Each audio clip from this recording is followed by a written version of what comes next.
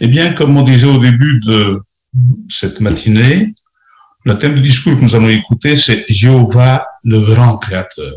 C'est présenté par frère Jérémie Dubois. Nous t'écoutons, Jérémie.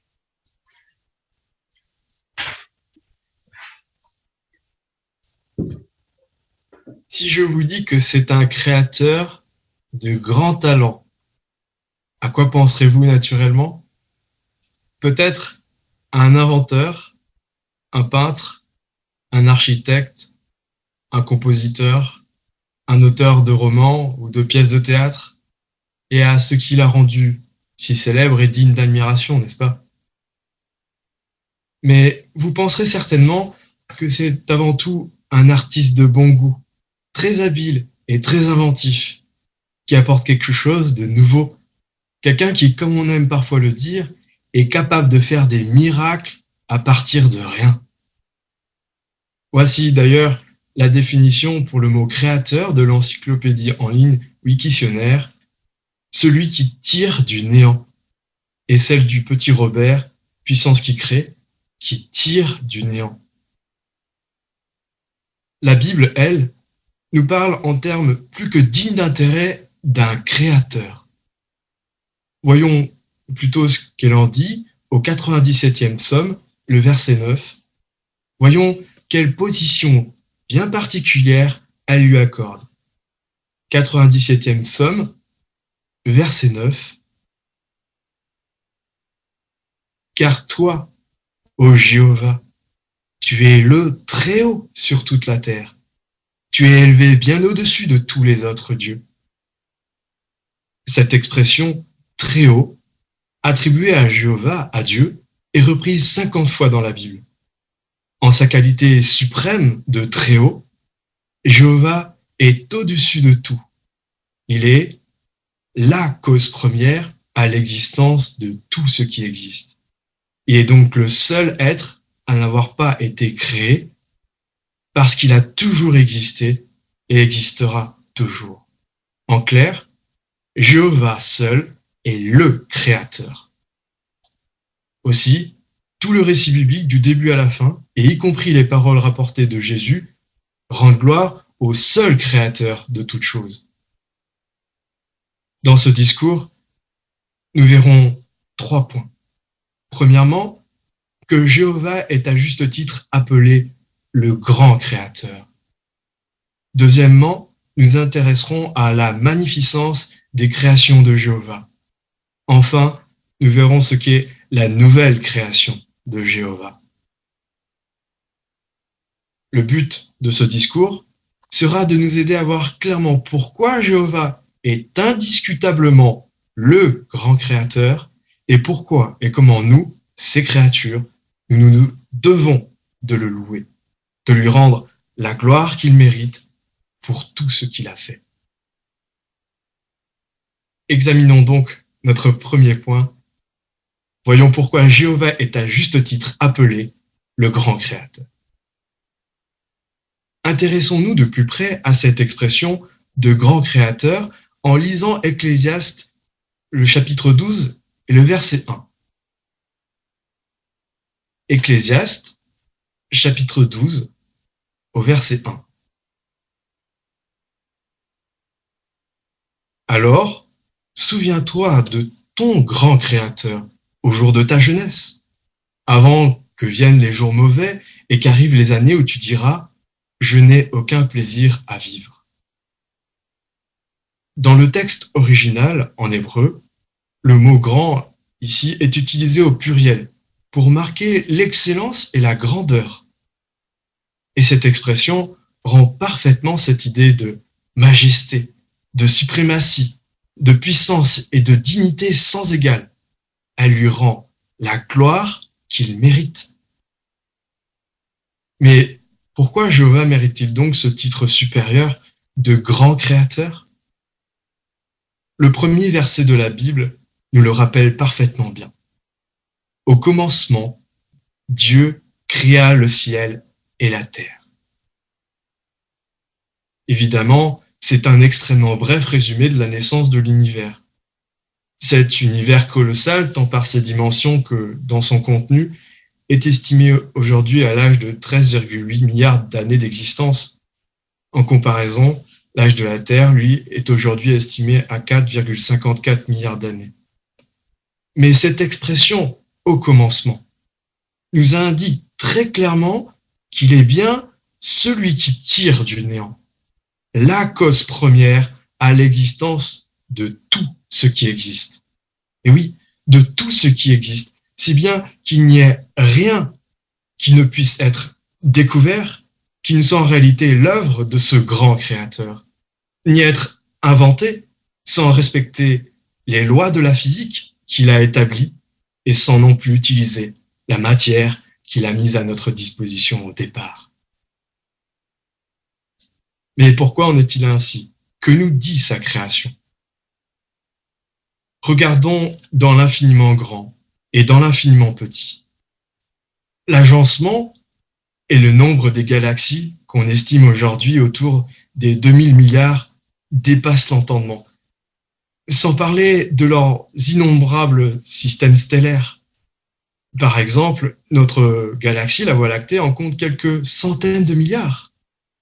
Mais la galaxie du Moulinet que l'on voit ici en compte environ 10 fois plus. Mais aussi, que dire de la structure d'un atome ou d'une molécule, comme le sont l'eau ou l'ADN, des éléments fondamentaux.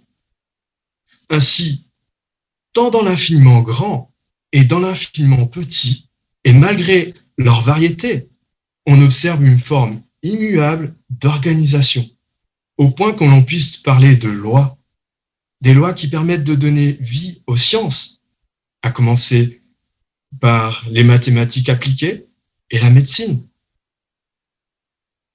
Quoi de plus logique, alors, si l'on considère que l'auteur de tout cela est un Dieu chez qui rien n'est ni désordonné, ni laissé au hasard, selon 1 Corinthiens, chapitre 14, verset 33. Et c'est à juste titre que Deutéronome, chapitre 32, verset 4, déclare aussi de lui que son action est parfaite. Reconnaissons-nous cela? Reconnaissons-nous que Jéhovah est vraiment le grand créateur? Notre grand créateur. Le remercions-nous? Lui montrons-nous que nous sommes vraiment reconnaissants? Reconnaissants comme l'était David quand il écrivit ces mots à Jéhovah au 139e psaume, verset 14. « Je te loue en voyant de quelle manière redoutable et merveilleuse je suis fait. Tes œuvres sont prodigieuses, je le sais parfaitement. » Eh bien, pour nous y aider, poursuivons avec le point suivant.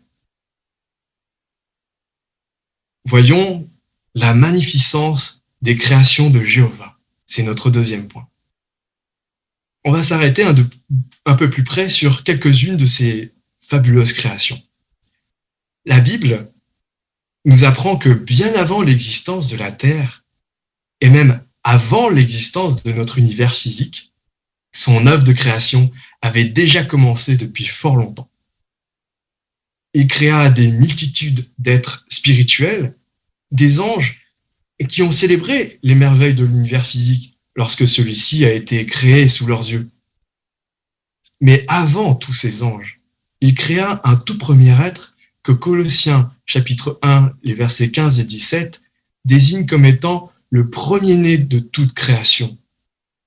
Étant la première de ces créatures venues à l'existence, Jéhovah choisit de l'utiliser pour créer ensemble toutes les autres choses.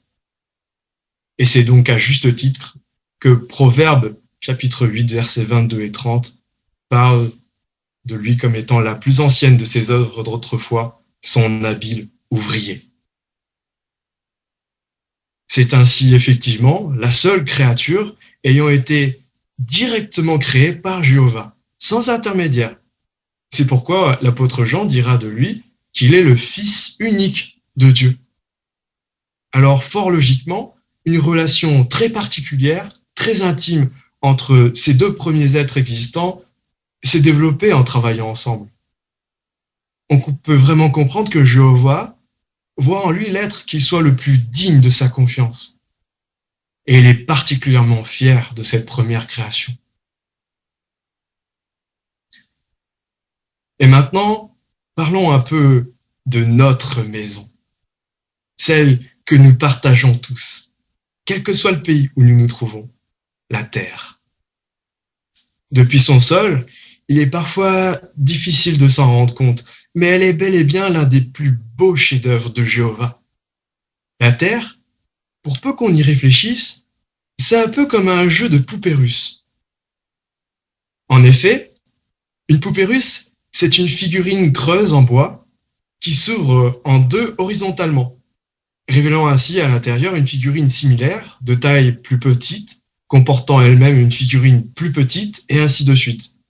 Une série comporte le plus souvent 5, 7 ou 10 poupées, mais peut aller pour les plus grands modèles jusqu'à 64.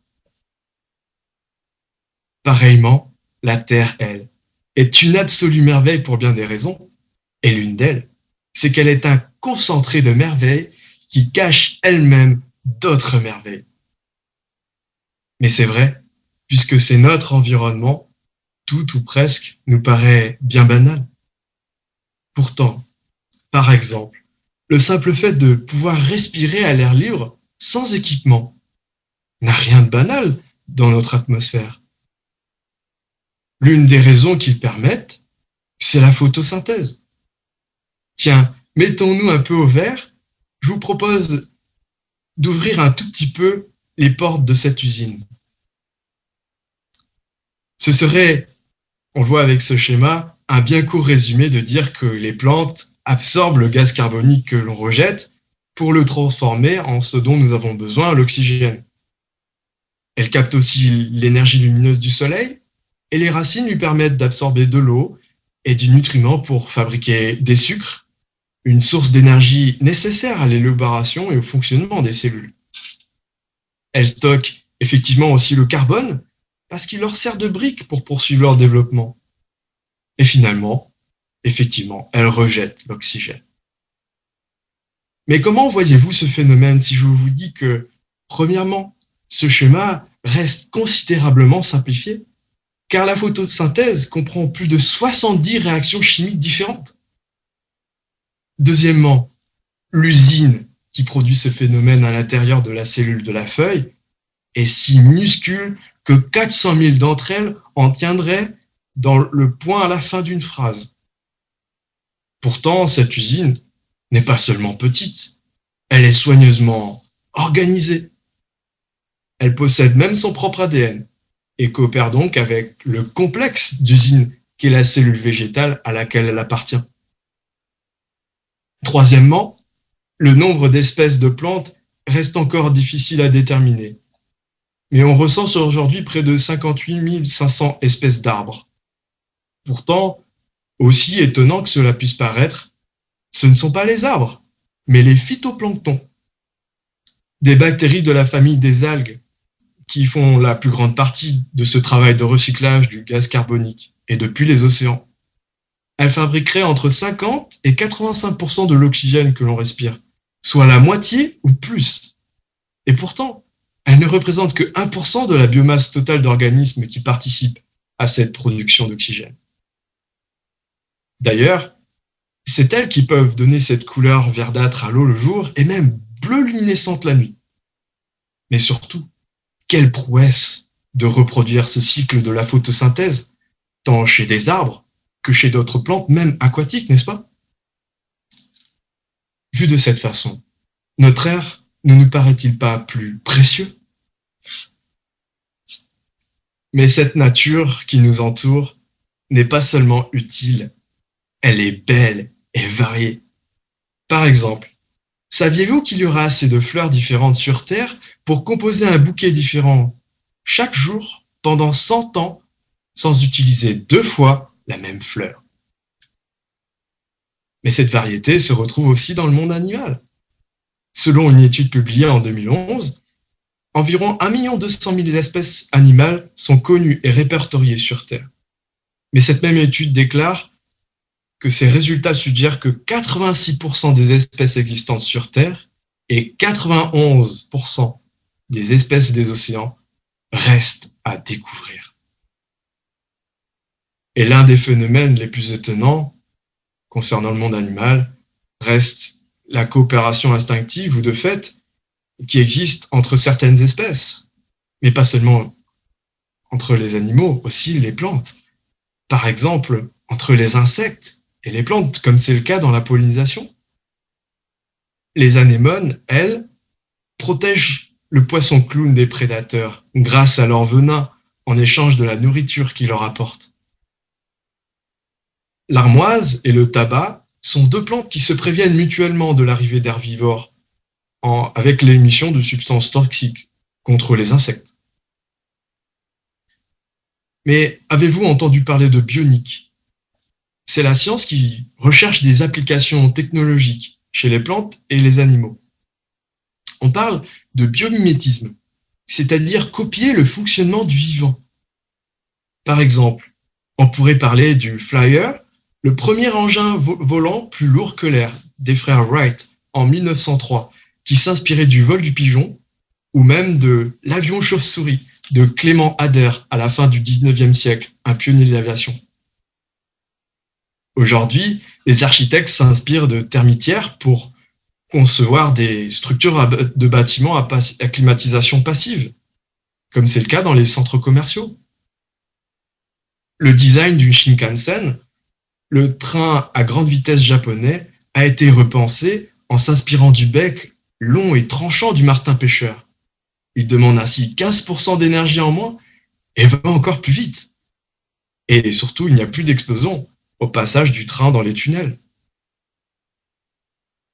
De la taille d'une petite fiche Bristol, le Jetskin, inspiré de la peau des doigts du gecko, peut porter aisément un écran plat de 40 pouces. C'est un adhésif puissant, sec, incolore, basé sur des matériaux communs et peu coûteux. Et vous n'aimez probablement pas être piqué par un moustique. Et pourtant, sa piqûre est indolore. Et c'est cette forme conique de sa trompe que des ingénieurs ont copiée pour développer un nouveau type de seringue. Voilà un petit aperçu de la profusion de vie sur notre planète, de la profusion de merveilles qui contient elle-même d'autres merveilles. C'est un échantillon magistral de l'œuvre créatrice de Jéhovah qui démontre sa sagesse, n'est-ce pas? Et les sources d'exemples sont innombrables. Elles vont même au-delà du vivant. Car c'est ni plus ni moins que copier le fonctionnement du Soleil que d'essayer de maîtriser la technologie de la fusion nucléaire, ce qui pour l'heure reste un rêve lointain pour l'humain. Mais alors, s'il faut une certaine intelligence à l'homme pour reproduire tout cela, n'est-il pas légitime de se demander pour chacun de ces exemples qui les a inventés? Qui les a conçus, les premiers? Nous parlions tout à l'heure de la lumière du soleil qui permet la photosynthèse. Mais il est intéressant de se représenter les distances parcourues par cette lumière pour parvenir jusqu'à nous. Alors je vous propose de ramener la Terre à la taille d'un gros millimètre de diamètre, une tête d'épingle. Où se retrouverait le Soleil selon vous? Eh bien, à un peu moins de 15 mètres et de la taille d'un gros pamplemousse de 14 cm de diamètre.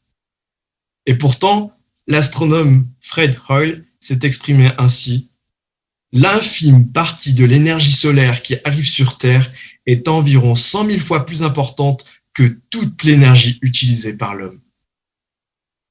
Mais que dire de ces 2000 milliards de galaxies remplies d'étoiles dont nous parlions? Des étoiles parfois considérablement plus grandes et plus lumineuses les unes que les autres, plus grandes que notre Soleil, pour beaucoup. Alors aujourd'hui plus que jamais, nous pouvons donner raison au prophète Isaïe quand il dit du Créateur Jéhovah, au chapitre 40, le verset 26, « Du fait de sa colossale énergie vive et de sa force impressionnante, pas une ne manque. » Voilà qui nous inspire un profond respect, n'est-ce pas? C'est pourquoi, comme nous l'explique l'apôtre Paul en Romains chapitre 1, verset 20, les qualités invisibles du grand Créateur se voient clairement. Elles se remarquent dans les choses qu'il a faites. Et ne pas le faire, nous rendrait alors inexcusables. Alors, que nous soyons passionnés de science ou non, si nous nous accordons un peu de temps pour réfléchir et apprécier toutes ces merveilles, pourtant si ordinaires à nos yeux, toutes ces marques de puissance et de sagesse nous aideront à voir l'amour du grand Créateur Jéhovah. Nous nous sentirons alors poussés à le remercier de tout ce qu'il a fait et nous ne nous mettrons jamais à banaliser ses chefs-d'œuvre. Abordons maintenant notre troisième point. Voyons ce qu'est la nouvelle création de Jéhovah. Genèse, le chapitre 2, les versets 2 et 3 nous dit « Qu'arrivé au 7e jour, Dieu, notre Créateur, avait terminé son œuvre et qu'il se mit à se reposer de toute son œuvre de création. » Cela veut-il dire que Dieu rentra dans une période d'inactivité? Pas du tout. Ce que nous dit Jésus plusieurs milliers d'années après le début de ce même 7e jour, en Jean chapitre 5 verset 17, est très intéressant. Il dit « Mon Père, il parle de Dieu, mon Père a continué de travailler jusqu'à maintenant. » On peut donc en déduire ceci. Oui, Jéhovah a choisi de ne plus créer dans l'univers physique pendant un temps qu'il a déterminé. Et non, Jéhovah n'est pas inactif. Il a toujours travaillé, travaille encore et travaillera toujours à la réalisation de sa volonté. D'autre part, cela signifie qu'il ne s'interdit pas de continuer à créer dans le domaine spirituel. Justement, on en a un bel exemple avec ce qui s'est passé au baptême de Jésus et à la Pentecôte de l'an 33. Voyons plutôt la façon dont l'apôtre Paul en parle en 2 Corinthiens chapitre 5 verset 17. Par conséquent, si quelqu'un est en union avec Christ, il est une créature nouvelle, ou selon notre précédente traduction, une nouvelle création. Jésus, comme ses 120 disciples un peu plus tard, furent baptisés d'Esprit Saint, ou bien choisis par Jéhovah, et sont par là devenus des créatures nouvelles, ou membres de sa nouvelle création. Le livre de la Révélation, ou Apocalypse, nous en apprend plus sur cette nouvelle création. Le chapitre 14, les versets 3 et 4, nous apprennent que 144 000 humains ont été achetés de la terre et qu'ils suivent l'agneau, c'est-à-dire Jésus, où qu'il aille. Or, Jésus a été ressuscité par Jéhovah, son Père, à ses côtés, en tant qu'esprit. Ce qui signifie que ces 144 000 humains sont donc comme Jésus. À leur mort, ils sont ressuscités par Jéhovah en tant qu'esprit pour être aux côtés de Jésus. Celui qui est ressuscité ainsi est donc une créature nouvelle, c'est-à-dire qu'il revient à la vie non pas avec un corps physique, mais avec un corps spirituel. Et cette résurrection étant l'œuvre du Créateur Jéhovah, nous avons donc la preuve qu'il continue de créer dans le domaine spirituel. Mais pourquoi ces 144 000 disciples sont-ils choisis par Jéhovah? Le chapitre 20 de la Révélation, le verset 4, nous dit que ceux qui ont été exécutés pour avoir parlé de Jésus et de Dieu ont pris vie et ont régné avec le Christ pendant 1000 ans. Ils sont donc choisis pour faire partie du gouvernement de Jésus que Jéhovah a choisi pour travailler à la réalisation de sa prophétie en Isaïe 11, verset 9, qui annonce qu'on ne fera aucun mal ni aucun ravage dans toute ma montagne sainte, car vraiment la terre sera remplie de la connaissance de Jéhovah comme les eaux recouvrent le fond de la mer. Nul doute que nous désirons connaître une telle abondance, n'est-ce pas? Et voilà qui nous encourage à continuer à donner le meilleur de nous pour faire connaître notre grand Créateur Jéhovah et ses beaux projets pour l'humanité. Terminons avec notre conclusion qui a pour titre « Toutes les œuvres du Créateur le louent ».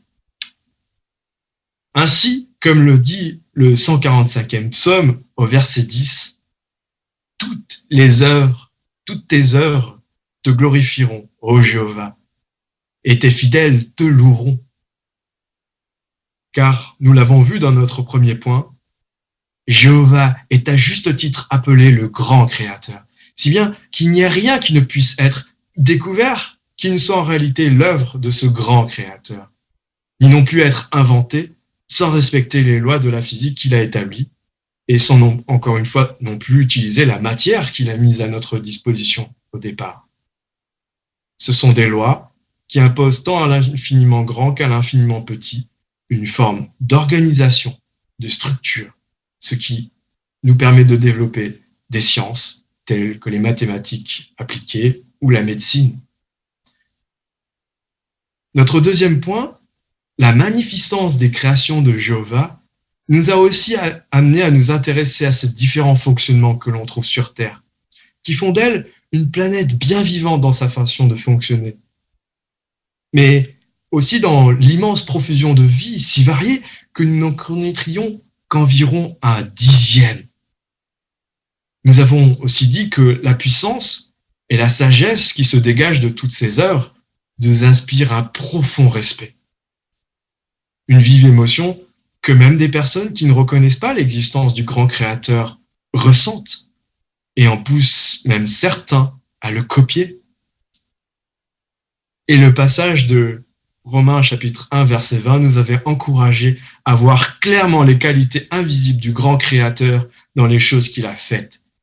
Car tout ce que nous avons vu, établi devant nous ce fait, la création inanimée atteste de la sagesse et de la puissance de son auteur. Elle atteste clairement qu'elle a été créée et organisée. Il revient donc à toute sa création intelligente un grand privilège que nous allons lire ensemble au 145e psaume, les versets 1 à 3. Lisons le 145e psaume, les versets 1 à 3.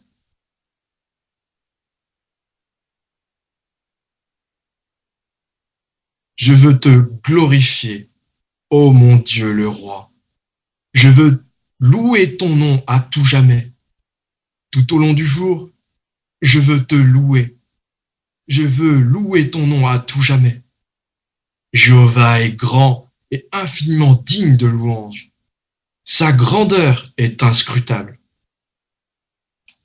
Quel est donc notre privilège en tant que membre de sa création intelligente? De le louer, de lui rendre gloire, la gloire qu'il mérite vraiment. C'est-à-dire faire cet acte conscient de reconnaître la place de grand créateur qui est la sienne et de lui témoigner notre reconnaissance pour ce qu'il a fait. Et pour cela, quoi de mieux que d'imiter sa toute première création, son habile ouvrier, lui qui a même choisi de se sacrifier pour sauver le beau projet de son père et que son père Jéhovah a ressuscité pour être le roi du gouvernement qu'il a choisi, Jésus. Voilà une relation pleine de reconnaissance, n'est-ce pas? Et qu'en est-il de tout le reste de sa nouvelle création dont nous avons parlé dans notre dernier point? Voyons ce qu'il est dit à leur sujet en Révélation, le chapitre 15, les versets 2 et 3. Et on pourra garder la Bible à ce chapitre. Révélation, chapitre 15, les versets 2 et 3. Et j'ai vu quelque chose qui ressemblait à une mer de verre, dont le contenu était mêlé de feu. Debout, près de la mer de verre, se tenaient ceux qui remportent la victoire. On parle ici de ces humains choisis pour régner avec Christ. Donc ils remportent la victoire sur la bête sauvage, ainsi que sur son image et le nombre correspondant à son nom. Ils tenaient des harpes de Dieu, et ils chantaient le chant de Moïse, l'esclave de Dieu, et le chant de l'agneau. Grandes et prodigieuses sont tes œuvres, Jéhovah Dieu, le Tout-Puissant. Justes et vraies sont tes manières d'agir, roi d'éternité. Pourquoi ces humains choisis pour régner avec Christ remportent-ils la victoire? Parce qu'en étant restés fidèles et intègres à proclamer le royaume instauré par Jéhovah, par reconnaissance pour lui, leur Créateur, ces humains ont vaincu le monde de Satan et leur vie rendent gloire à Jéhovah. C'est ainsi encouragé par leur victoire que tous ceux qui se reconnaissent sujets de ce royaume ajoutent leur voix à ce chant de louange glorieux à Jéhovah. Et comme le dit le verset 4 que l'on va lire, l'adorent et le glorifient à leur tour. Lisons le verset 4. Jéhovah, qui pourrait ne pas te craindre et ne pas glorifier ton nom? Car toi seul, tu es fidèle, car toutes les nations viendront et se prosterneront devant toi, parce que tes décrets justes ont été révélés. Et effectivement, qui ne pourrait pas craindre Jéhovah et ne pas glorifier son nom? Nous, si nous cessons de nous montrer reconnaissants pour ce qu'il a fait pour nous. Excepté cela, il n'y a pas de raison. Oui, sommes-nous bien d'accord avec les paroles de Révélation chapitre 4 verset 11 de dire que Jéhovah notre Dieu est digne de recevoir la gloire et l'honneur et la puissance. Si nous sommes bien d'accord pour dire que Jéhovah est digne de cette gloire suprême, digne de son titre de Très-Haut sur toute la terre, alors notre cœur rempli de reconnaissance et d'admiration pour notre grand Créateur nous portera à nous joindre éternellement au reste de sa création et à proclamer cette gloire qui est la sienne.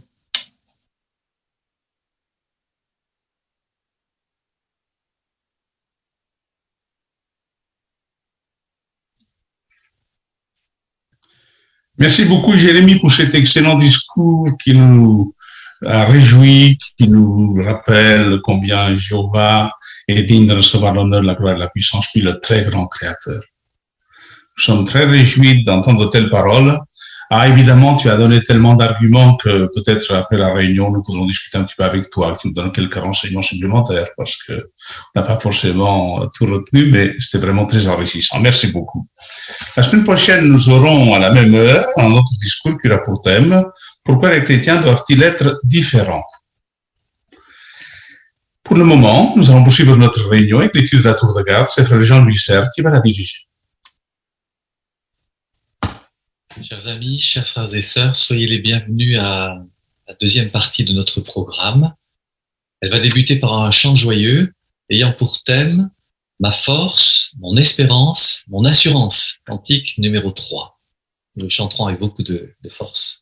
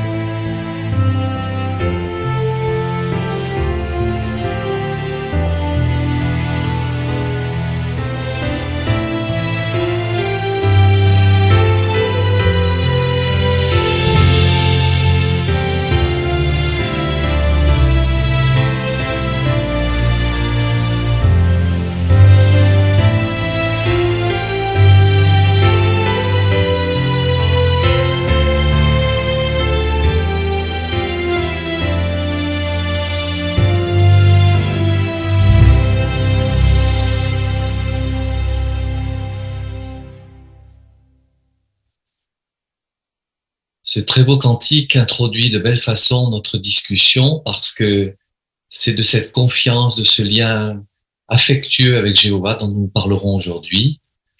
En effet, à partir du moment où Jéhovah accepte notre culte, eh bien, nous bénéficions d'un immense privilège, celui de faire partie de sa famille spirituelle. Quel honneur, n'est-ce pas? Mais ce privilège, cet honneur s'accompagne d'une responsabilité. Vous l'avez noté en préparant cette étude. Elle signifie que nous allons tout faire pour nous rapprocher de cette famille. Nous allons nous efforcer de rendre ces liens plus profonds, plus réels. Notre étude nous permettra de voir comment, en particulier, en apprenant à aimer nos compagnons, nos frères et sœurs, les membres de nos familles, comme Jéhovah les aime, et puis également en imitant le bon exemple que laisse Jésus lui-même et nos frères et sœurs dans différentes circonstances que nous examinerons. Le thème « Rapproche-toi de ta famille spirituelle » se base sur cette belle déclaration que Jésus a faite en Jean chapitre 20, verset 17. « Je monte vers mon Père et votre Père ». Un lien étroit et mis en évidence par les propos de Jésus. Sans doute, vous avez plein de choses à partager dans le cadre de cette discussion et nous vous en remercions par avance. Vous nous ferez du bien et puis surtout, vous rendrez hommage à Jéhovah, notre Père aimant, notre Père attentif. Notre lecteur est aujourd'hui frère Mathias Dédier. Mathias, nous te confions tout de suite, si tu veux bien, la lecture du premier paragraphe. La famille des adorateurs de Jéhovah comprend Jésus, le premier-né de toute création, et un très grand nombre d'anges. Quand Jésus était sur la terre, il a indiqué que les humains fidèles pouvaient eux aussi considérer Jéhovah comme leur Père. En effet, alors qu'il parlait à ses disciples, il a appelé Jéhovah « mon Père et votre Père ». Une fois que nous sommes voués à Jéhovah et fait baptiser, nous appartenons à une famille de frères et sœurs où règne l'amour. Merci bien. La question 1 demande « Comment Jésus a-t-il appelé Jéhovah et qu'est-ce que cela indique ?» Ça y est, vous avez la parole. Allez-y. Famille Giuliano. Oui, Jésus, il a dit dans ses paroles rapportées en Jean 20, verset 17, « Mon Père est votre Père ». En fait, c'est intéressant de voir que il montre cette proximité, même si c'est un créateur, que d'avoir cette appellation filiale, paternelle, familiale. Donc, un encouragement à se rapprocher de notre Dieu. Tout à fait. Merci bien. Sœur Sarnicole. Ça fait penser au texte du jour de ce matin qui nous rappelle que Jéhovah a des titres importants tels que grand créateur, tout-puissant, souverain Seigneur, et pourtant il nous invite à l'appeler Père, ce terme affectueux. Eh oui, c'est une comparaison intéressante que tu as faite, merci beaucoup. Êtes-vous touché par la démarche qu'effectue Jéhovah pour se rendre proche? Famille Richardson. Oui, bien sûr, parce qu'en faisant partie de cette famille, nous avons aussi comme membres de cette famille les anges et surtout Jésus. Très bien. Faisons un peu le point sur le contenu de notre discussion et nous dirons pour cela le paragraphe 2. Certains ont du mal à considérer Jéhovah comme un Père plein d'amour. D'autres ne savent pas comment exprimer leur amour à leurs frères et sœurs. Dans cet article, nous verrons comment l'exemple de Jésus peut nous aider à voir en Jéhovah un Père aimant de qui nous pouvons nous rapprocher. Nous verrons également qu'il nous faut traiter nos frères et sœurs comme Jéhovah les traite. Bien, alors que verrons-nous dans cet article? On brosse les grandes lignes ici de ce qui va suivre. Famille Passy. Dans cet article, nous verrons en fait comment l'exemple de Jésus peut nous aider à avoir en Jéhovah un Père aimant et de qui nous pouvons nous rapprocher. Et nous verrons également qu'il nous faut traiter nos frères et sœurs comme Jéhovah les traite. Excellent. Voilà, tu as dressé le plan de notre discussion. Alors, abordons tout de suite la première partie. Jéhovah veut que tu te rapproches de lui. Il nous adresse cette invitation directement. Jéhovah est un Père aimant et Jésus souhaite que nous le considérions comme lui le considère. Aux yeux de Jésus, Jéhovah est un Père plein d'amour et abordable, et non quelqu'un de froid et qui ne fait que commander. Cela ressort clairement de la prière modèle que Jésus a enseignée à ses disciples. Elle commence par ces mots « Notre Père ». Jésus aurait pu nous encourager à appeler Jéhovah Tout-Puissant, Créateur ou Roi d'éternité. Après tout, ce sont des titres appropriés que l'on trouve ailleurs dans la Bible. Toutefois, Jésus a utilisé le terme affectueux « Père ». Bien, alors quelle expression de la prière modèle nous montre que Jéhovah désire que nous soyons proches de lui? Famille Hougard. C'est l'expression Notre Père. Avec cette expression, eh bien, Jésus nous fait remarquer le type de relation que Jéhovah veut que nous entretenions avec lui. Non pas une relation froide ou une relation dominant-dominé, mais vraiment dans une relation affectueuse, une relation d'amour, une relation familiale, puisqu'il se présente ici comme un père abordable, plein d'amour, et puis qui a de belles qualités de cœur. Et oui, voilà qui est rassurant. Famille Naïbo. Jésus voulait en fait qu'on utilise un terme affectueux pour qu'on se sente plus proche de lui, de Jéhovah, de son Père, pour nous mettre dans une position, dans un contexte où on se sent plus à l'aise, plus libre, pour ouvrir notre cœur comme un enfant avec son papa. Très bien, c'est juste. Sœur Jean-Vion-Mylène, pardon. Oui, un autre titre s'applique exclusivement à Jéhovah, c'est celui de Roi d'éternité en 1 Timothée chapitre 1, le verset 17. Il est roi depuis plus longtemps que n'importe quel roi humain. Il a rassemblé une grande famille dont les membres sont unis. Il a mis leur cœur dans leur cœur l'éternité. Merci d'avoir analysé ce terme. Donc voilà une belle idée qui nous touche. Alors, est-ce que nous raisonnons vraiment en considérant Jéhovah comme étant si proche de nous? Examinons ce sentiment qui pourrait y avoir dans notre cœur. Paragraphe 4. As-tu du mal à voir en Jéhovah un Père aimant? C'est le cas de certains d'entre nous. Peut-être que la notion de Père plein d'amour nous semble abstraite parce que nos parents ne nous ont pas donné d'affection. Mais comme il est rassurant de savoir que Jéhovah comprend parfaitement nos sentiments, il veut être proche de nous. C'est pourquoi on trouve cette invitation dans sa parole. Approchez-vous de Dieu et il s'approchera de vous. Jéhovah nous aime et nous promet d'être pour nous le meilleur Père qui soit. Merci beaucoup. Comment savons-nous que Jéhovah veut être proche de nous? Alors, qui lève la main, c'est bien, nous vous félicitons. Sœur Nzali Francisca.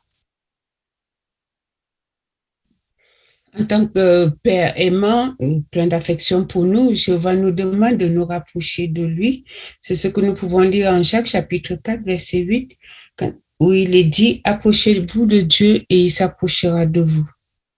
Bien. Famille Patouilla. Quand on regarde un petit peu les synonymes du verbe approcher, on s'aperçoit que ce sont des verbes tels que donner, entourer, réunir, serrer, toucher. On voit ici donc la proximité que Jéhovah veut que l'on ait avec lui, le fait qu'on soit uni à lui, le fait qu'on ait une relation même intime, une relation filiale entre un père et ses enfants. Donc ça, c'est vraiment extrêmement rassurant et réconfortant d'avoir un Dieu et un père comme Jéhovah. Très bien. Famille Rocheteau. Souvent, on a le sentiment quand on a un père dominant, c'est lui qui impose. Là, en fait, il veut vraiment nous faire comprendre que il n'impose rien. D'ailleurs, il n'a jamais imposé quoi que ce soit. Il a invité à, et c'est vraiment à travers ces paroles qu'il veut vraiment nous faire comprendre cette notion-là. Donc, même si pour nous, peut-être parce que notre mode de vie ou autre, ça a été le cas, eh bien, voyons Jéhovah autrement. Très bien. Merci d'avoir fait de souligner le défi pour certains. Jéhovah veut vraiment que nous le considérions comme proche de lui, désireux d'être l'objet de son affection. Nous allons d'ailleurs approfondir cette idée. 2 aspects vont être vus avec le paragraphe 5. Tu pourras aussi nous lire, s'il te plaît, le texte de Luc, chapitre 10, verset 22. Jésus peut nous aider à nous approcher de Jéhovah. Il le connaît très bien et il imite ses qualités parfaitement. C'est pourquoi il a pu dire « Celui qui m'a vu a vu le Père aussi ». Comme un grand frère, Jésus nous apprend à respecter notre Père et à lui obéir. Et il nous explique ce que nous devons faire pour ne pas le décevoir et pour gagner son approbation. Mais sa vie sur la terre nous montre avant tout à quel point notre Père est bon et plein d'amour. Luc 10, le verset 22 dit « Mon Père m'a confié toute chose, personne ne sait qui est le Fils, sauf le Père, et personne ne sait qui est le Père, sauf le Fils, et ceux à qui le Fils veut le révéler. » Voyons quelques façons dont Jéhovah manifeste ses qualités. Bien, alors la question 5 demande, d'après Luc 10, verset 22, comment Jésus nous aide-t-il à nous approcher de Jéhovah? Frère Rodriguez. Et bien Jésus lui-même a exprimé que il fait ce que son Père lui a demandé de faire. Et il ne fait rien d'autre que ce qu'il lui demande. Et il sait parfaitement comment il est le Père. Donc, à sa manière d'agir, nous allons voir la réaction qu'on doit avoir envers notre Père céleste. Merci beaucoup. C'est juste. Famille Gravier. Oui, et ce qui est important de voir, c'est que son père lui a confié toutes choses. Il a complètement confiance en son père. D'ailleurs, le fils, Jésus dit bien, moi je connais mon père et mon père me connaît. Ils sont vraiment très intimes et Jésus reflète vraiment parfaitement les qualités de Jéhovah, ce qui nous aide, nous, à le copier et à l'aimer. Très bien. Famille Tavna. Oui, dans son enseignement, Jésus a volontairement caché certaines choses à des personnes qui ne voulaient pas changer, mais par contre, il les a vraiment révélées à ses disciples, qu'il considérait comme ses frères, ses amis. Il en est de même pour Jéhovah, qui nous a aussi ouvertement révélé son dessein, son projet, par le moyen de son Fils qu'il a utilisé pour cet enseignement. La preuve vraiment qu'il a vraiment de nombreuses qualités, il veut qu'on s'approche de lui. Très bien. Sœur Lisa Rodriguez. Oui, je me suis arrêtée sur la même phrase qu'Hélène. Mon Père m'a confié toute chose. Et c'est vrai que déjà la relation que Jéhovah avait avec Jésus nous apprend beaucoup de choses sur Jéhovah. Il lui faisait confiance. C'était une confiance partagée. On voit aussi quand il est intervenu du ciel pour parler directement, pour le rassurer, on voit toutes ses qualités. Et également Jésus, par tout ce qu'il a fait sur terre, reflète vraiment les qualités de Jéhovah. Et en tout cela, on peut vraiment connaître le Père. Merci beaucoup. Donc, vos bons commentaires souligne la volonté de Jéhovah de se rendre accessible. Maintenant, il a une autre volonté, et nous allons l'aborder avec le paragraphe 6, si tu veux bien le lire. Jéhovah écoute ses enfants. Par exemple, Jéhovah a écouté les nombreuses prières que son fils premier-né lui a adressées lorsqu'il était sur la terre. Jésus priait quand il avait des décisions importantes à prendre, comme quand il a dû choisir ses 12 apôtres, et Jéhovah l'écoutait. Jésus priait quand il était inquiet, et Jéhovah l'écoutait. Enfin, juste avant d'être livré par Judas, Jésus a prié au sujet des terribles difficultés qui l'attendaient, et Jéhovah l'a écouté. Il a non seulement écouté la prière de son cher fils, mais il a aussi envoyé un ange pour le fortifier. Merci. En quelles circonstances particulières Jéhovah a-t-il écouté Jésus ?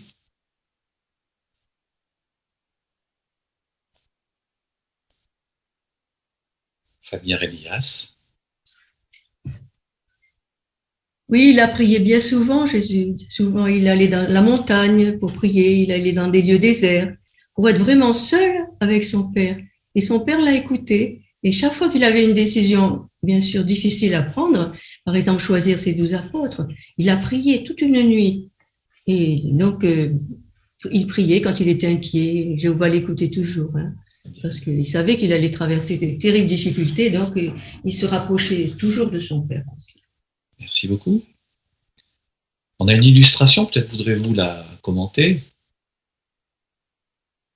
sur Balsa Dominique. Oui, on a la preuve que Jéhovah a écouté la prière intense de son fils juste avant sa mort et connaissant vraiment toutes les épreuves terribles qu'il attendait. Eh bien, les références nous disent que Jésus était très angoissé au point que sa sueur est devenue comme des gouttes de sang.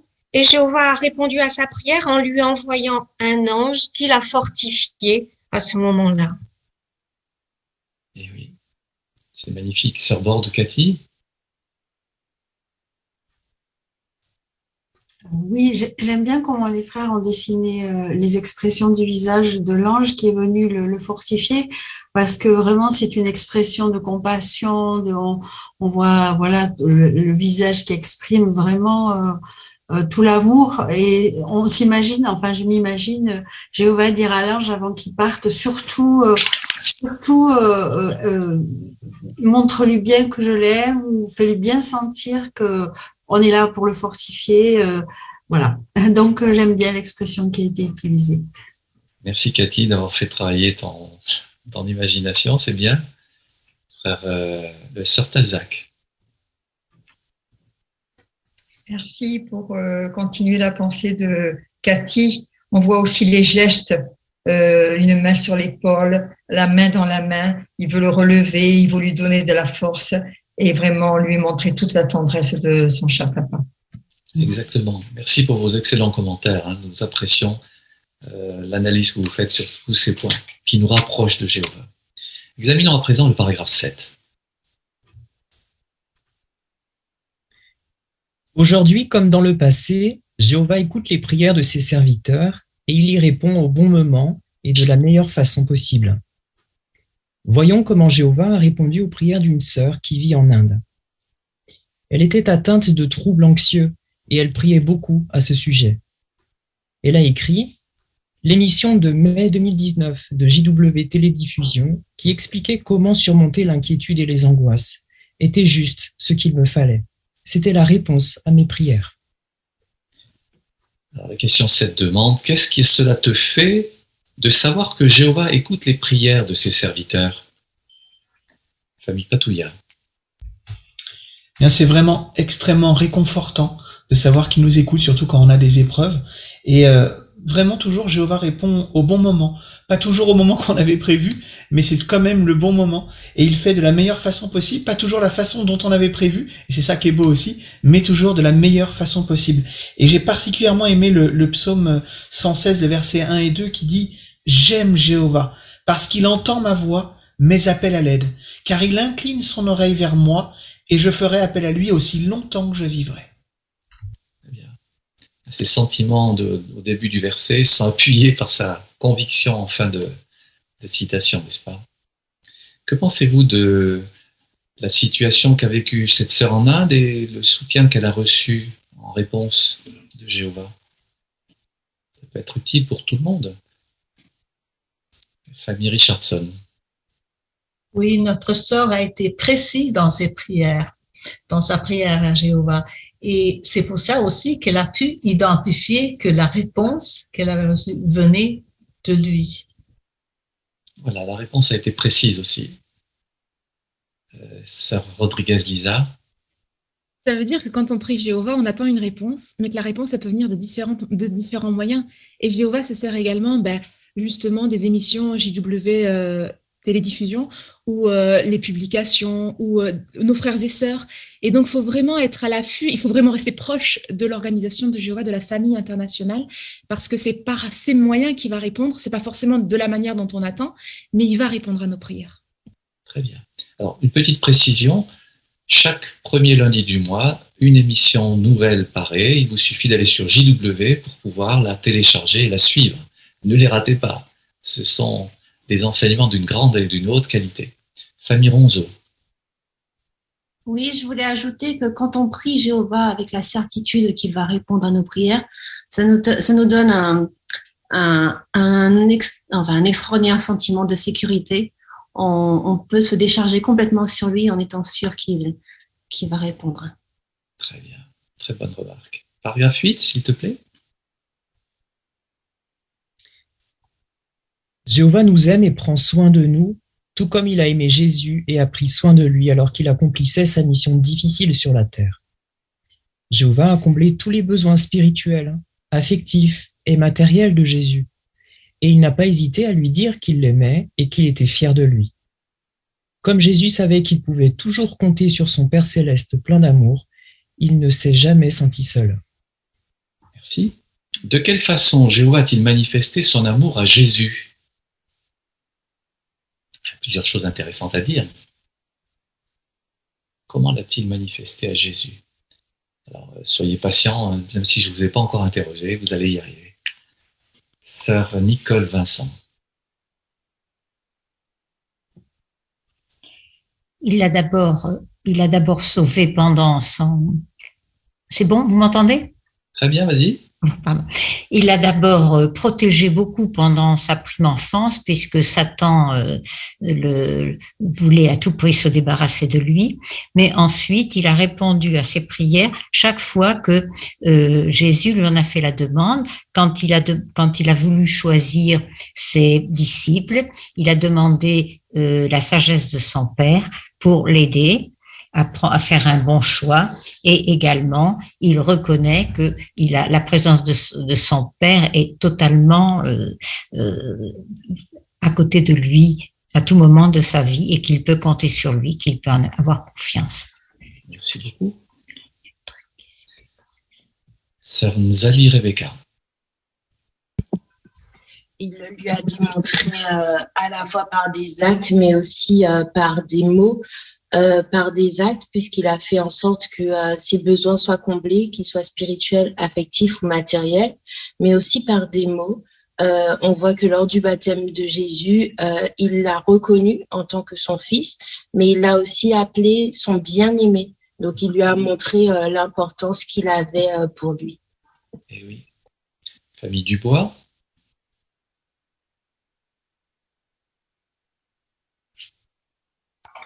Eh bien, ça a été dit, là, je pense que c'était Matthieu 3, 16 et 17, où Jéhovah approuve son fils bien-aimé et qu'il montre en fait toute l'affection qu'il avait pour lui et qu'il agrée comme étant celui qui il devait ainsi faire sa volonté.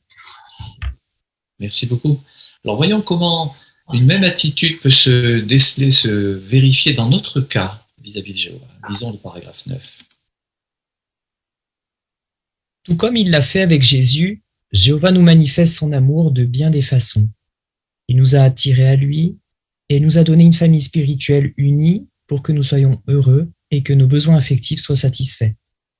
De plus, il nous fournit régulièrement de la nourriture spirituelle qui nous fortifie. Enfin, il nous aide même à subvenir à nos besoins matériels. Plus nous réfléchissons à l'amour que Jéhovah a pour nous, plus nous l'aimons. Très bien. Alors, quelle preuve avons-nous que Jéhovah nous aime? Famille Sœur Ben Daoutia. On lit en Jean chapitre 6, verset 44 ce que Jésus a dit. « Personne ne peut venir vers moi si le Père qui m'a envoyé ne l'attire. » On voit ici que Jéhovah nous a attirés à lui et il nous a donné une famille spirituelle unie pour que nous soyons heureux et que nos besoins affectifs soient satisfaits. Très bien. Bonne explication. Famille Vanderbord. Jéhovah bien pourvoit aussi à nos besoins spirituels en nous fournissant régulièrement de la nourriture spirituelle de qualité et aussi très variée. Et sur le plan matériel, eh bien, il nous aide aussi à subvenir à nos besoins, notamment pour avoir de quoi loger, manger, s'habiller. Car comme le rappelle le passage de Matthieu, il sait que nous avons besoin de toutes ces choses. Et bien tout cela nous rassure et nous convainc vraiment de son amour envers nous. Très bien. Famille Tavna. Et plus on médite sur les actes d'amour de Jéhovah à notre égard vis-à-vis de son peuple, et bien plus notre amour pour lui va grandir et on manifestera de la reconnaissance pour tout ce qu'il a fait pour nous et ce qu'il fait actuellement. Et ainsi, on désirera faire davantage sa volonté pour chercher à lui plaire. Très bien. Nous sommes sensibles à ces marques d'attention et nous les notons tous dans notre cas. Alors ça, c'était la première partie, la façon dont Jéhovah nous donne le bel exemple d'amour. Voyons maintenant comment l'imiter. Avec le sous-titre « Traite tes frères et sœurs comme Jéhovah le fait ». Nous verrons 3 aspects de la personnalité de Jéhovah à imiter avec cette partie-là. Nous t'écoutons pour le 10.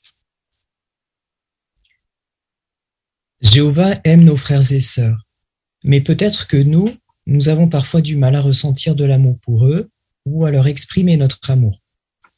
Nous n'avons pas tous grandi dans la même culture ou reçu la même éducation.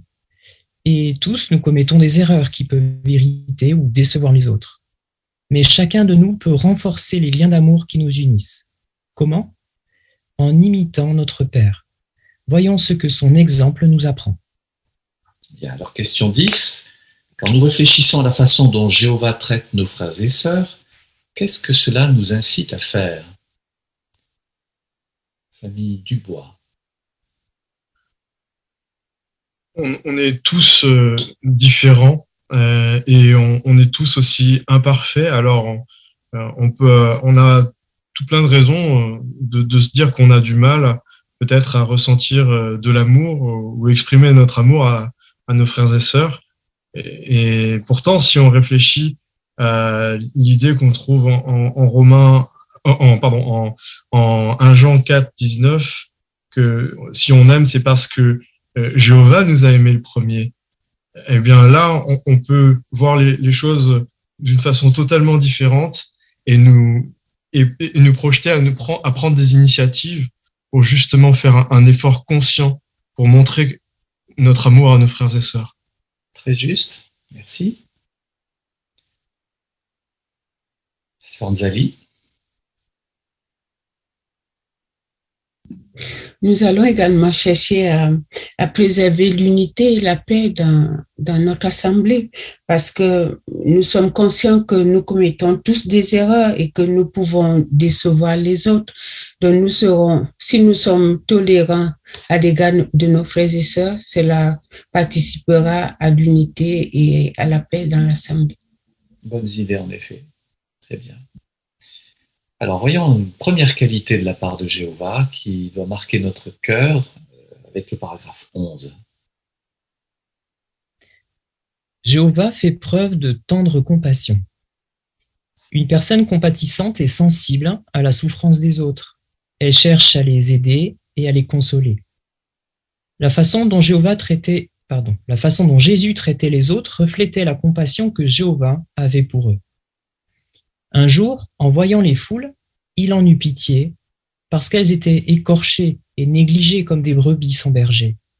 Mais il n'a fait qu'éprouver de tendres sentiments. Mais il n'a pas fait qu'éprouver de tendres sentiments pour tous ces gens. Il a agi en leur faveur. Il a guéri les malades et il a réconforté ceux qui étaient fatigués et qui portaient une lourde charge. Bien. Question 11. Comment Jésus nous a-t-il fait découvrir la tendre compassion de Jéhovah pour les humains? Sous quel angle? De quelle façon? Frère Rodriguez. C'est vrai que la compassion nous amène à être sensibles à la souffrance des autres. Mais cela ne suffit pas des fois. Des fois, il y a besoin de quelque chose de plus. D'ailleurs, Jésus, c'est là qu'il est vraiment intéressant dans son attitude. Quand il réconfortait les foules autour de lui. Par exemple, selon Matthieu chapitre 14, verset 14, il est question qu'un jour, en quittant un bateau, pour éviter la foule d'ailleurs, puisqu'il était dans un autre endroit, il a vu voir la foule qu'il avait précédée. Alors il est dit qu'il eut pitié de ces gens et il guérit les malades. Donc non seulement il a montré la pitié, mais il a agi pour apporter un soulagement.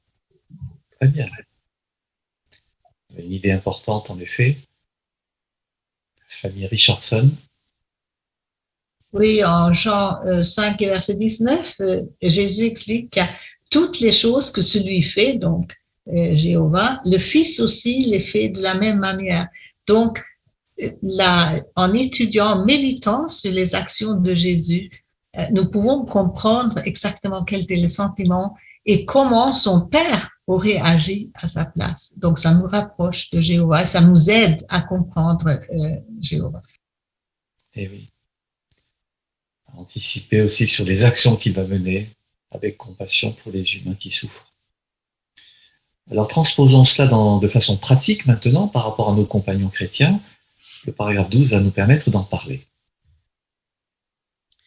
Pour pouvoir manifester de la compassion à nos frères et sœurs, nous devons savoir quelles difficultés ils traversent. Peut-être qu'une sœur de notre assemblée a un grave problème de santé. Elle ne se plaint jamais, mais est-ce qu'elle n'apprécierait pas qu'on lui apporte une aide pratique? Arrive-t-elle à subvenir aux besoins de sa famille? Pourrions-nous lui préparer un repas ou l'aider dans ses tâches ménagères? Ou peut-être qu'un frère de notre assemblée a perdu son emploi. Pourrions-nous lui donner un peu d'argent de façon anonyme pour le dépanner en attendant qu'il trouve un autre travail? Bien. Comment pouvons-nous manifester de la compassion à nos frères et sœurs? Si vous pouvez donner un exemple. Comment agir?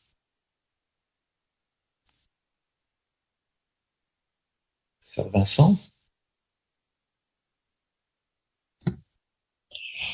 Eh bien, il faut déjà être à l'écoute des autres et bien les observer pour voir quels sont leurs problèmes, sans être toutefois indiscret, car il ne s'agit pas de s'immiscer dans leur vie, mais voir et aller au-devant de certaines demandes qui ne sont pas exprimées par pudeur. Et donc, il faut agir avec tact quand on veut aider, soit sur le plan affectif avec du réconfort, soit sur le plan matériel avec une aide, soit sur le plan spirituel aussi, en réconfortant quelqu'un dans sa foi. Très bien. Merci. Sœur Rodriguez. Le cantique qu'on a chanté avant l'étude de la tour de garde nous rappelle qu'on rencontre on a tous des peines de la vie, on a des peurs, on a également, comme on dit des fois, les malheurs peuvent nous affoler. Donc ça arrive dans notre assemblée, c'est à nous de vraiment nous intéresser à nos frères et sœurs et déjà les écouter et puis leur demander de quoi ils ont besoin. Des fois, ils vont peut-être pas nous le dire, mais prier pour eux, c'est la première chose qu'on peut faire. Et puis après, essayer de leur apporter une aide pratique, leur montrer de l'amour, tout comme Jéhovah nous montre de l'amour. Vous avez vu, 2 cas de figure sont cités ici. Famille Richardson. Par exemple, et on voit, ça se fait dans notre assemblée, peut-être des sœurs qui préparent régulièrement un repas ou faire des tâches ménagères pour d'autres frères ou sœurs qui en ont besoin.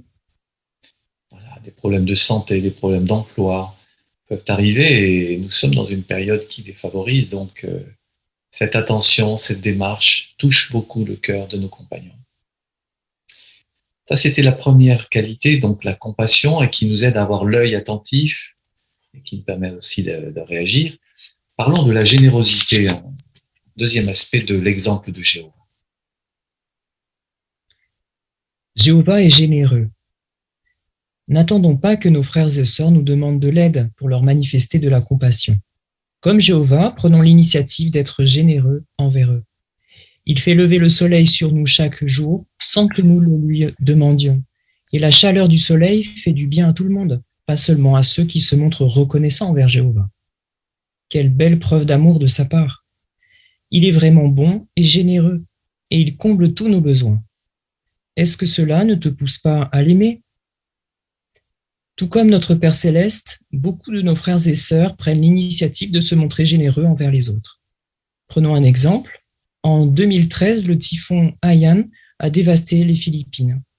De nombreux témoins ont perdu leur maison et leurs biens, mais leur famille spirituelle s'est mobilisée pour les aider. Beaucoup ont fait des dons ou ont participé à une vaste opération de secours qui a permis de réparer ou de reconstruire presque 750 maisons en moins d'1 an. Et plus récemment, durant la pandémie de Covid-19, nous nous sommes entraidés et soutenus les uns les autres. Nous avons ainsi montré que nous aimons les membres de notre famille spirituelle. Merci.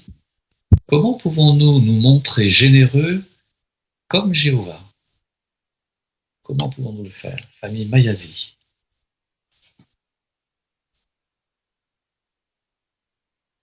Il faudrait ouvrir le micro, s'il vous plaît. Voilà. Bon. En voyant la générosité de Jéhovah, ce qui nous pousse, nous, en tant que chrétiens, nous ne pouvons pas attendre que nos frères et sœurs qu'ils nous puissent nous demander quelque chose. Donc, c'est à nous de voir les besoins réels de nos frères et sœurs. Après, nous pouvons les aider, quoi. Très bonne remarque. Merci beaucoup. Famille Lamanière. Oui, j'aime beaucoup la première phrase du paragraphe qui dit que les frères et sœurs ne nous demandent pas de l'aide. C'est vrai qu'ils ne demandent pas à nous de l'aide, par contre, ils vont demander à Jéhovah. Et Jéhovah, pour répondre à leurs prières, il va nous utiliser, nous. Donc, si jamais on pense à des frères et sœurs, que ce soit juste envoyer un message ou autre parce qu'on connaît leur situation, il ne faut jamais se retenir parce qu'en fait, c'est peut-être Jéhovah qui nous utilise pour répondre à leurs prières. Donc, ce serait bête de dire à Jéhovah, non, finalement, moi, je ne vais rien faire. Bah non, disons oui à Jéhovah et acceptons d'aider nos frères et sœurs. Très bien. Bonne analyse. Famille Ronzo. On peut donc imiter la façon dont Jéhovah se montre généreux. Ici, on a l'exemple de Matthieu chapitre 5, verset 45, où Jésus rappelle que Jéhovah a prévu un soleil pour toute l'humanité. Et ce soleil a été mis en place avant que l'humanité existait. Il y a donc une prise d'initiative que Jéhovah avait prise pour faire du bien à tout le monde. Donc, comme cela qu'on peut imiter Jéhovah en prenant des initiatives pour faire du bien aux autres. Eh oui. Alors, peut-être on peut s'arrêter sur les illustrations, les photos qui nous étaient proposées pour ces paragraphes. Voulez-vous les commenter, expliquer en quoi elles ont un lien avec des faits d'actualité? Famille Arenias. Alors, oui, c'est pendant le Covid-19, là, beaucoup ont manqué, beaucoup ont été malades. Et ils ont apprécié certainement l'aide amicale de leurs frères et sœurs. On voit à gauche, là, une famille qui reçoit des dons en nourriture. Hein. C'est un frère qui se charge donc d'apporter cela. Et à droite, bien, c'est pareil. Hein. Ils sont tellement contents qu'ils ont fait un cœur pour remercier, montrant que vraiment, ils étaient très touchés de ce qu'on faisait pour eux. Et c'est vrai qu'on apprécie, quand on n'a rien, on apprécie d'avoir quelque chose. Merci. D'autres commentaires, famille Thomas? Puis des fois, on ne sait pas trop quoi faire pour pouvoir aider les autres. On a envie de les aider, mais on a du mal à prendre des initiatives.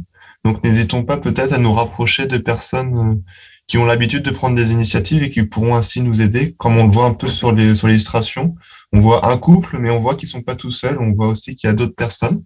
Donc, peut-être qu'ils se sont échangés des bonnes idées pour pouvoir aider encore mieux leurs frères et sœurs. Très bien. Famille Richardson? Dans beaucoup de pays, les frères et sœurs travaillent à la journée et il n'y a pas de filet sécurité sociale ou quoi que ce soit. Donc, ils se trouvaient avec le Covid sans rien. Et donc, les efforts des assemblées des frères et sœurs pour apporter de la nourriture, c'était une question de survie, en fait. Et peut-être on pourrait se trouver, nous, dans cette situation bientôt, qui sait. Tout à fait.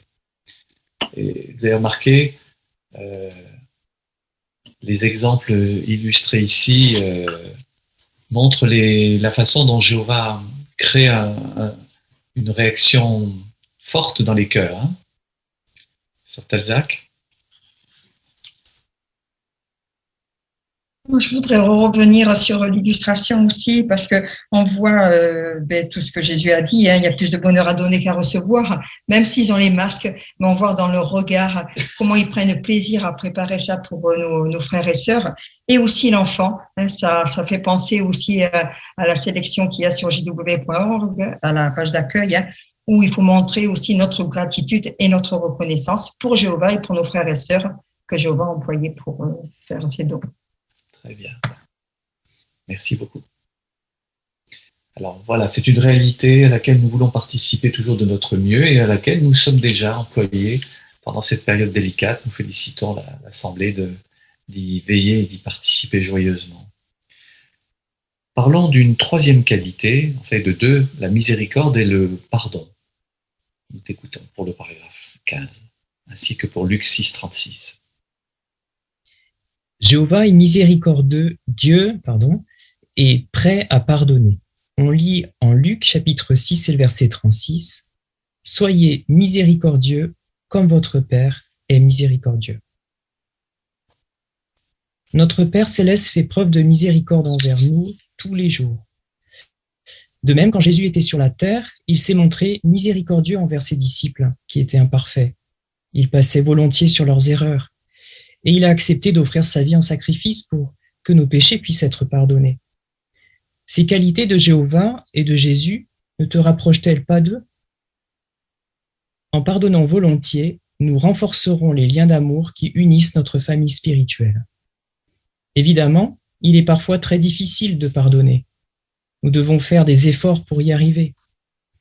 Un article de la Tour de Garde intitulé « Pardonnons-nous volontiers les uns aux autres » a beaucoup aidé une sœur. Elle a écrit « Cet article m'a permis de voir les choses autrement, de les voir de façon plus positive. Il explique qu'être disposé à pardonner ne signifie pas approuver une mauvaise conduite ou en minimiser les dégâts. Pardonner signifie plutôt se débarrasser de tout ressentiment qu'une telle conduite éveille en nous et conserver notre paix. Quand nous pardonnons volontiers à nos frères et sœurs, nous montrons que nous les aimons et nous imitons notre Père, Jéhovah. » La question 15 et 16 demande ceci. D'après Luc 6, verset 36, que devons-nous faire pour imiter notre Père? Famille Arémias. Nous sommes invités à imiter cette qualité extraordinaire de Jéhovah qui est la miséricorde. C'est une qualité qui nous touche, effectivement, puisque nous avons besoin du pardon de Jéhovah. Mais nous pouvons imiter Jéhovah, tout comme Jésus d'ailleurs nous en a montré l'exemple, en nous efforçant de pardonner nos compagnons, quelles que soient les fautes qu'ils peuvent commettre, car l'important, comme dit ici la Tour de Garde, c'est de ne pas cultiver de ressentiment vis-à-vis de qui que ce soit, comme dans une famille où il y a parfois des discordes, mais on a vite fait de pardonner et de passer dessus. Très bien. D'autres commentaires avec peut-être des bases bibliques aussi que vous pouvez appuyer. Famille Lamanière.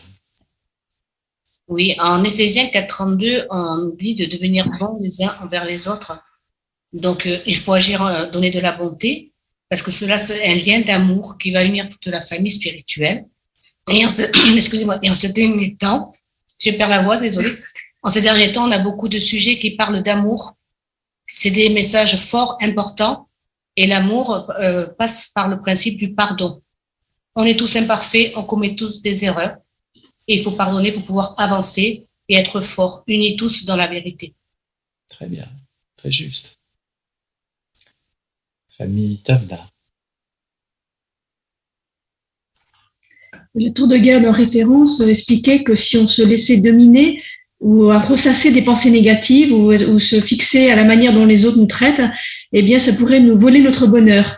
Donc, la Tour de Garde encourageait au contraire que, eh bien, il faut éviter le fait de pardonner, justement, nous enlèvera pas notre bonheur de servir Jéhovah. Très bien. En fait, c'est une excellente référence, tu as commencé à en parler. Sœur Renaud. Oui, pardonner, c'est quelque chose de merveilleux parce que ça consiste vraiment à ne plus avoir de ressentiment, comme avait dit Jean-Louis, mais c'est très important parce que ça t'apporte la paix. Pardonner t'apporte la paix. Tu n'es plus du tout dans le mauvais sentiment. Et Jéhovah, dans le psaume 103, verset 10, dit bien, il n'agit pas avec nous selon nos péchés. Non? Il fait pas ça. Au contraire, il sait pardonner. Dès qu'on vient vers lui, il pardonne. Juste, ce texte souligne vraiment que je connais parfaitement nos limites et qu'il se montre raisonnable. Frère Rodriguez. Eh bien, comme pour cette sœur, c'est vrai que c'est difficile. Parfois, il y a des situations qui sont très délicates.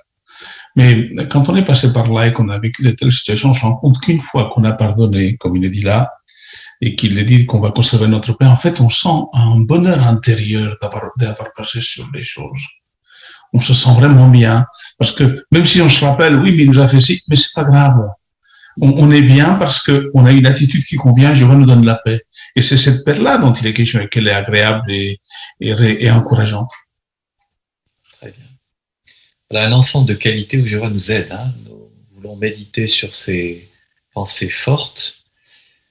Abordons le troisième aspect clé de notre discussion.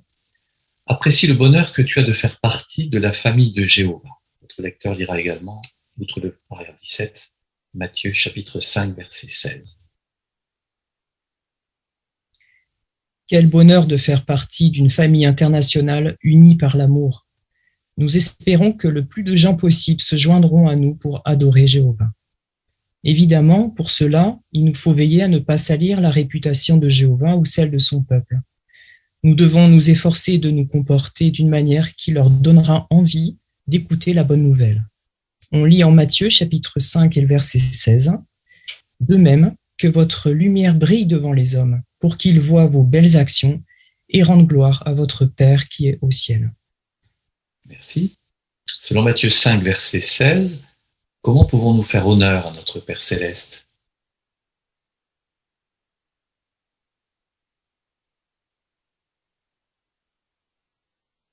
Famille Dubois.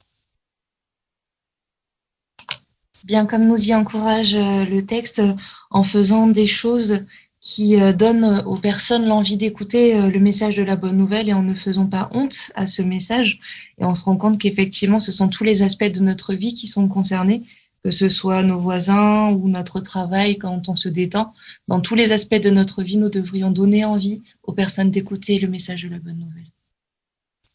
Bonne remarque, bonne idée. C'est bien. Sœur Talzac. Si tu me permets, par rapport à l'illustration, si je ne me trompe pas, de cet enfant qui fait un dessin pour un frère qui est en prison. Donc, bien sûr que ça lui fait beaucoup plaisir, mais peut-être que les autres qui sont derrière, là, les gardiens, ils se disent un homme qui est en prison, il reçoit un dessin d'enfant. Est-ce que ça a été pour les autres prisonniers le même cas? Mais peut-être qu'ils peuvent se poser des questions et puis que ça peut les attirer vers Jéhovah. Très bien. Voyez-vous autre chose à signaler, Sœur Guérin?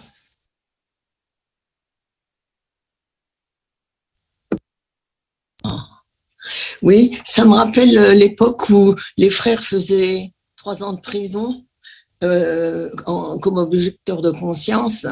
Alors, quand c'était possible, on allait à leur procès parce que le fait de voir des frères et sœurs, ça leur faisait du bien, ça les encourageait. Et puis après, quand ils étaient en prison, bien, on leur écrivait. Quand on avait des faits de prédication intéressants ou d'autres choses, on leur écrivait. Et il n'y a pas si longtemps, on nous a demandé d'écrire une lettre pour des frères russes. Eh ben, on le fait volontiers, parce qu'on sait que ça va les réconforter, parce que c'est quand même pas l'idéal d'être en prison pour longtemps, souvent. Merci beaucoup. Voilà, enfants et adultes peuvent participer à ce soutien, n'est-ce pas? C'est à retenir. Poursuivons, paragraphe 18.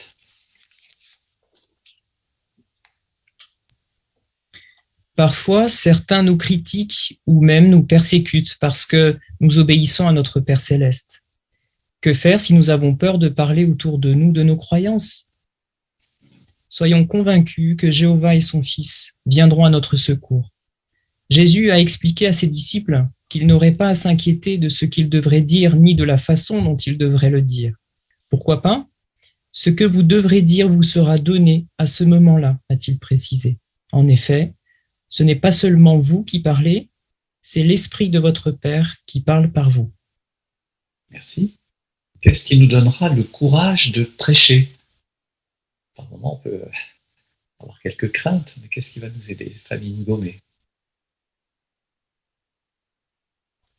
Oui, c'est comme il est dit ici, donc comme Jésus l'avait expliqué à ses disciples, qu'il n'aurait pas à s'inquiéter de ce qu'il devrait dire, ni de la façon dont il devrait le dire, parce que en effet, ce n'est pas seulement nous qui parlerons, mais c'est l'esprit de notre Père, donc Jéhovah, qui parlera pour nous. Donc tout cela nous encourage et nous devons être sûrs que même si nous arrive quoi, Jésus sera là, on aura des bonnes paroles et on aura une bonne défense.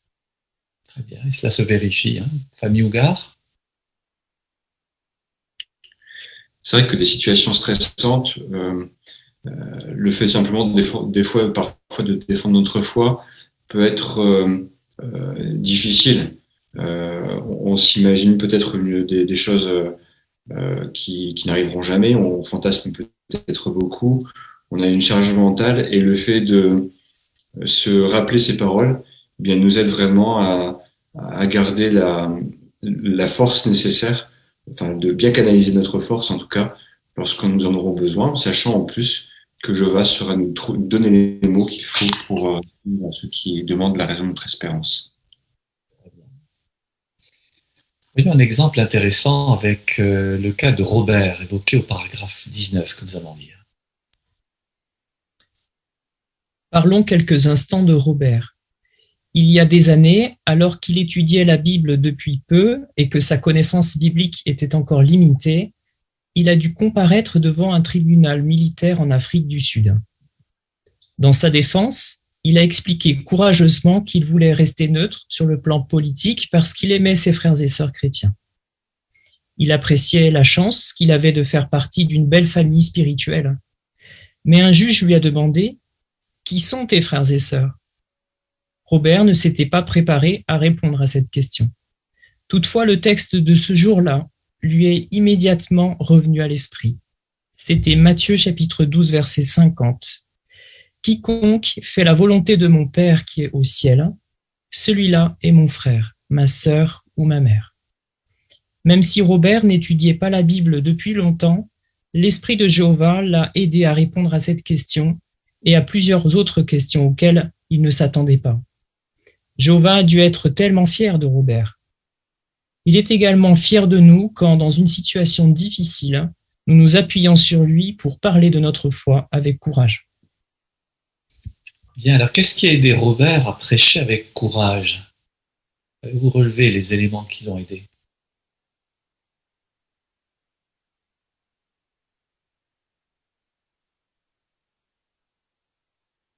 Famille Dubois? Bien, quand il était devant un tribunal, il était pas encore beaucoup de connaissances, pas très affermi. Et comme le président du tribunal lui a demandé, mais qui sont tes frères et sœurs? Il a répondu selon le texte biblique, mais il ne pensait pas forcément à cela au début. Et Jéhovah lui a rappelé par son esprit ce texte du jour qu'il avait vu le matin, apparemment, et qu'il a cité. Eh bien, ça, c'est quand même très réconfortant que Jéhovah nous rappelle des choses là au moment où nous en avons besoin. Eh oui. Sœur Rodriguez? Donc on peut dire qu'en plus de l'esprit de Jéhovah, il y a eu ses bonnes habitudes d'étude, parce qu'il avait fait son texte du jour le matin. Et ça veut dire que des fois, c'est des petits détails, mais c'est à force d'accumuler des petites perles spirituelles, et à force de lire la Bible que Jéhovah pourra nous le rappeler. Il ne pourra pas nous rappeler quelque chose si on ne l'a pas lu. Très bien. Merci.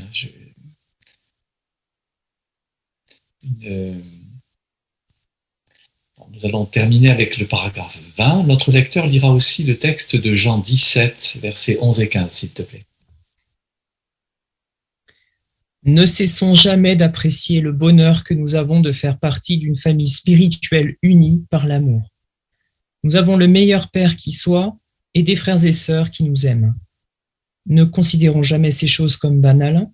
Satan et ceux qui sont de son côté sont pleins de haine. Ils essaient de nous faire douter de l'amour de notre Père céleste et de briser notre unité. Heureusement, Jésus a prié en notre faveur. Il a demandé à notre Père de veiller sur nous pour que notre famille reste unie. On lit en Jean chapitre 17, le verset 11. « Je ne suis plus dans le monde, mais eux sont dans le monde, et moi je viens vers toi. Père Saint, veille sur eux à cause de ton nom que tu m'as donné, afin qu'ils soient un, comme nous sommes un.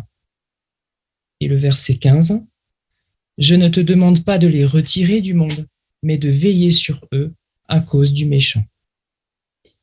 Et Jéhovah a exaucé sa prière. Comme Jésus, soyons convaincus que notre Père céleste nous aime et sera toujours là pour nous soutenir. Et soyons déterminés à nous rapprocher toujours plus de notre famille spirituelle. Merci beaucoup Mathias pour ta préparation. La question demande, conformément à la prière de Jésus que l'on trouve en Jean 17, versets 11 et 15, à quoi devrions-nous être déterminés? Famille Vanderbord. Jésus a subi les attaques de Satan quand il était sur terre, et on sent bien dans sa prière, il sait bien que nous sommes dans ce monde de Satan, et s'il prie son Père aussi ardemment de nous protéger, c'est que le danger est bien là. Donc nous aussi, il faut avoir conscience de ce danger, que Satan va faire tout ce qu'il peut pour bien ne plus nous faire croire en l'amour de notre Créateur, de notre Père, et en l'amour de nos frères et sœurs. Donc nous devons vraiment lutter, aller dans le sens de la prière de Jésus et continuer de nous rapprocher de Jéhovah et de nos frères et sœurs. Merci.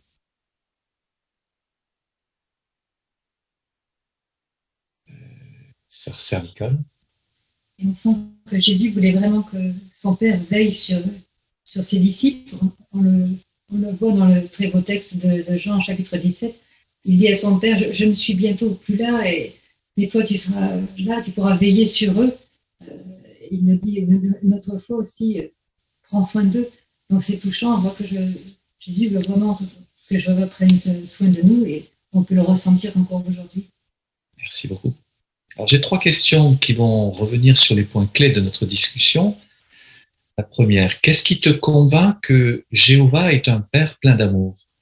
Famille Saint-Aignan. Parce qu'il écoute nos prières et nous pardonne volontiers.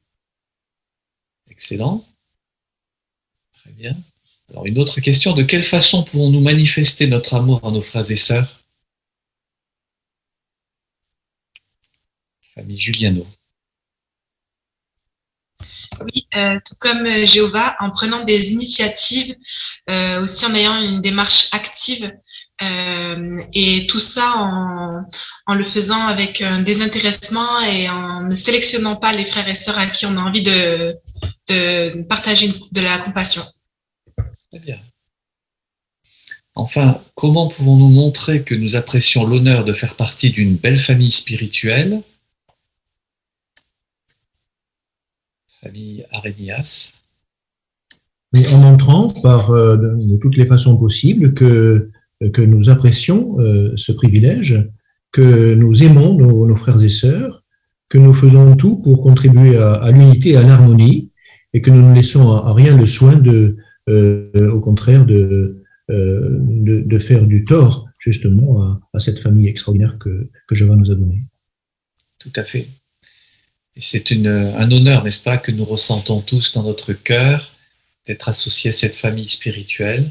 Nous voulons imiter cet élan de Jéhovah, cette disponibilité qui est la sienne, en nous montrant disposés à aimer nos compagnons, à les soutenir, à prendre des initiatives, à agir, en laissant aussi le courage dans notre cœur pour le témoignage, en participant donc de notre mieux à faire connaître la vérité ou à la vivre autour de nous. Une belle étude, bravo, nous vous remercions de votre belle participation et nous voudrons sans doute la mettre en œuvre le plus possible dans les jours qui arrivent. Le moment est venu de rendre honneur à Jéhovah, de lui chanter nos louanges. C'est ce que nous allons faire au travers du cantique 99, des frères et sœurs par myriades. C'est notre privilège de faire partie de cette famille, en effet, internationale. Après quoi, nous écouterons en conclusion la prière que prononcera frère Jérémie Dubois. Cantique 99.